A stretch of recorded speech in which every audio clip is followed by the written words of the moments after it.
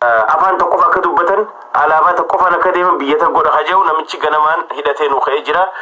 arraan tan akka peejii sarra maxxansee kaase abiy maxxansee jira Itoophiyaa takka nation khaayit dafeeti kaartaa san kaase antana maalifi kun dream isaati abjuu isaa tana ganamaan dubbannee jira maalif abjuun isaa Itoophiyaa takkitti deebisuudha tana gochuudhaaf immoo gaafa dura dhufu arra akka taayee danda'a ogaan studio seenuu deemu studio Hajii Xinxalaa ogaan seenuu deemu taayee danda'a haasoo godhaa ture Addis TV wajji wanni inni jaa ture kanamuu beeynu gaafa aangoo tana fudhannu je gaafa aangoo tana fudhannu maallaqni jiru khazna keessan jiru je abiyyin maallaqa mootummaa addunyaa sobee biyyoota arabaa hunda isaanii sobee maallaqa walii qabate saniin arraan tana abjuu isaa bakkaan gahuuf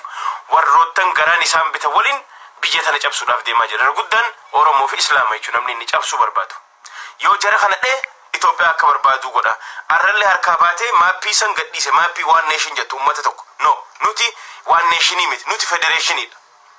nuti sabab sablammoota achi keessa jiraata malee nuti Itoophiyaa takka akka Amaarri amanu and hagar and bandira jaansanii miti